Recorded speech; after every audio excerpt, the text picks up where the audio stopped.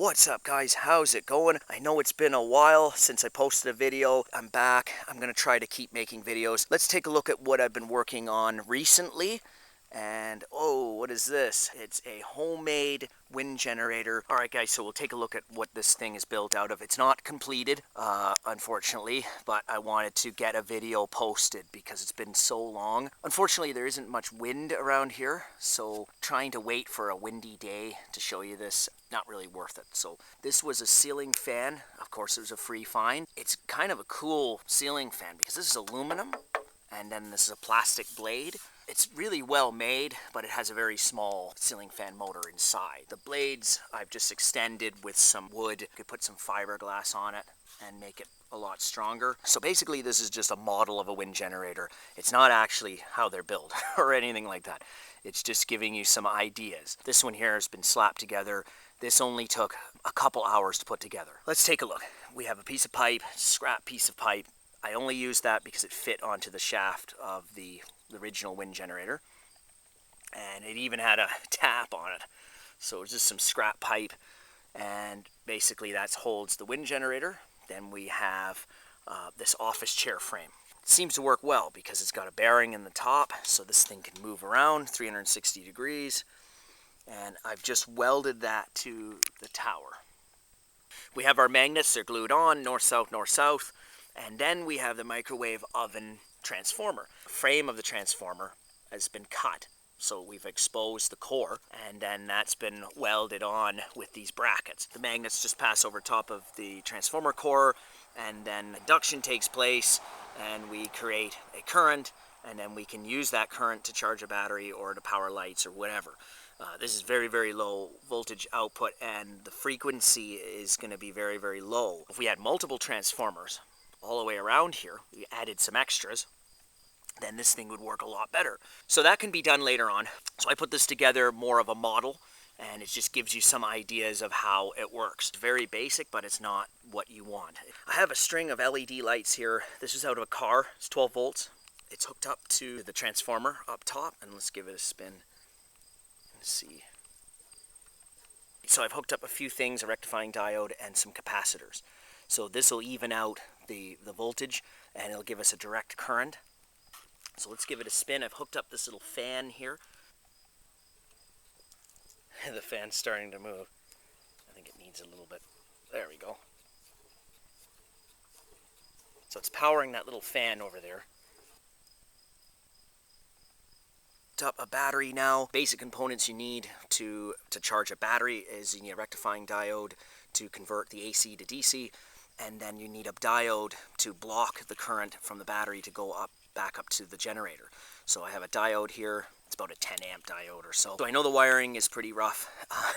I should have alligator clips and make this look nice, but oh well. The battery is completely flat dead. It's only, you can see it's only at 6 volts. That's a 12 volt battery. So, and you can see the voltage is jumping up. Almost up to 12 volts. 12 volts. So we can see that the light's now flickering as much. So I've just hooked up some AA batteries here, nickel metal hydride batteries. They're hooked up. They have 3 volts. And so this is more realistic because the output of the generator is so low. It makes more sense just to charge up some small batteries.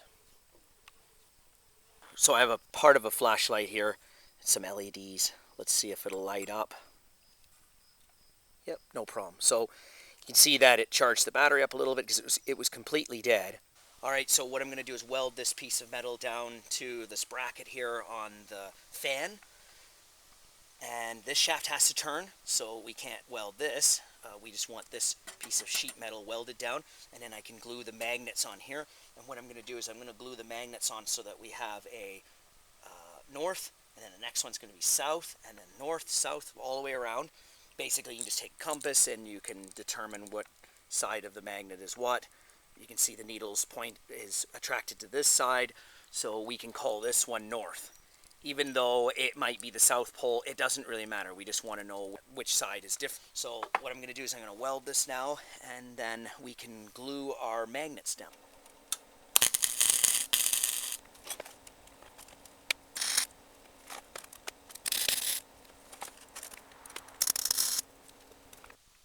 welded this plate down to this bracket here. So because we don't want the plate moving, this can still turn.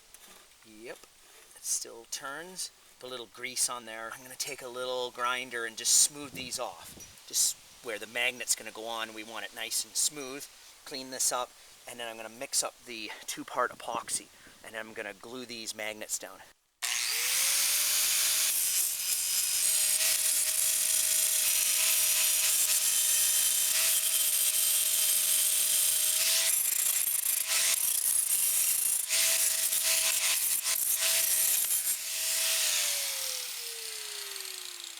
I've laid the magnets on, and they haven't been glued yet, so I have south, north, south, north. I've spaced the magnets out. I've just taken a marker, and I've gone around to sort of mark them where I want them to be. Now, mix up the glue. I'm going to take one magnet off at a time, put the glue on, stick the magnet down, put some tape, and then the next one, so on. Just soldering up the wires. We don't want to just tape it up and then it doesn't, it corrodes in the future. Just heat the wire up and then apply the solder.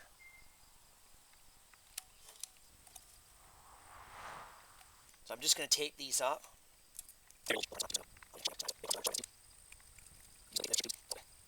Weld the rim to the old TV tower.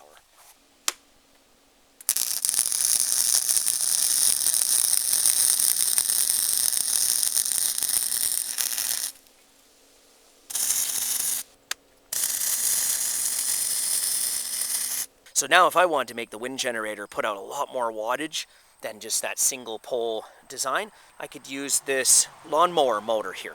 This is a 120 volt DC lawnmower motor. There's a 12 volt bulb hooked up, and you can see I'm just lightly spinning that, and that bulb's going to full brightness. So I could have multiple bulbs. These are about 7 or 11 watts, and I could just turn that by hand a little bit, and it's going to light that up, no problem. Now, it's in the design of the motor. This motor is much more efficient than what I have going on up there because we have multiple poles. We have magnets that are really, really close to the armature. This is a way better motor to use. The only downfall of this is that it has brushes. The brushes are going to wear out. You'd probably get a few years out of it before you'd need to replace those. All right, so with this DC lawnmower motor, you can see that you just give it a little spin and the bulb goes to full brightness. I could probably put multiple bulbs and still turn this and they're going to light up. So this motor here would probably put out about 100 watts. So later on when I get some time, I might put together a wind generator, one that actually works. So you can look out for that video. So it's been a while since I've made a video. I'm really sorry that I haven't been posting many videos lately. Unfortunately, a lot of things came up. I've been really busy. I moved, a new job I'm focusing on. So if you want to throw in the comments some projects you'd like to see me build or some experiments you'd like to see me try out, then go ahead, feel free. That helps me out a lot because then I know what people want to see. So that was the homemade wind generator built from random junk: ceiling fan, microwave oven transformer, office chair, an old piece of a TV tower, and some random electrical stuff. And this is just a demo. Thanks for watching, guys, and stay awesome.